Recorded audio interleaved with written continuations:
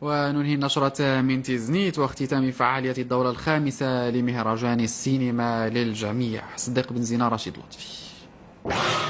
جوائز الدورة الخامسة للمهرجان الدولي للسينما للجميع بتيزنيت كللت 3 أيام من العروض السينمائية والأمسية التكريمية التي التفتت إلى نخبة من صانع واقع السينما المغربية، من بينهم المرحوم محمد مرنيش وآخرون ما يزال نجمهم يشع في السينما المغربية.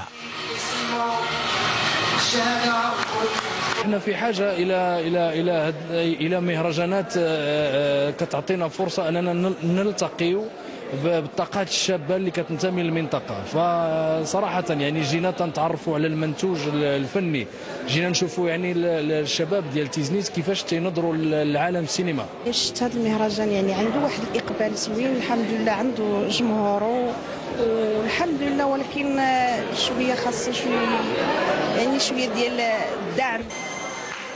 14 فيلما منها القصير والطويل جابت مختلف قاعات العرض التي توزعت بين عدد من الفضاءات الثقافية والاجتماعية. السينما للجميع تصور حاول من خلاله منظم المهرجان توزيع الفرجة السينمائية على الأيتام والسجناء وتلامذة المدارس. هذه الدورة هو كجميع الدورات هو السينما للجميع، يعني تمشي لجميع الأماكن وجميع شرائح المجتمع، تمشي لهم توصل لهم الثقافة السينمائية.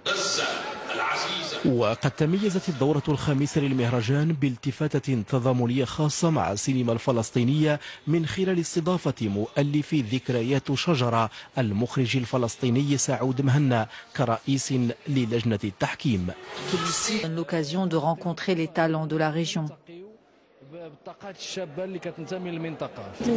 C'est un festival qui a son public et son audience, mais il faudrait quand même lui apporter un peu de soutien.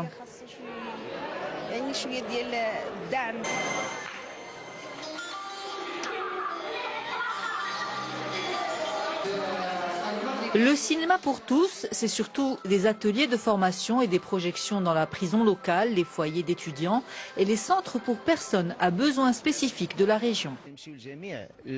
Nous nous déplaçons dans différents lieux pour transmettre à toutes les couches sociales la culture cinématographique.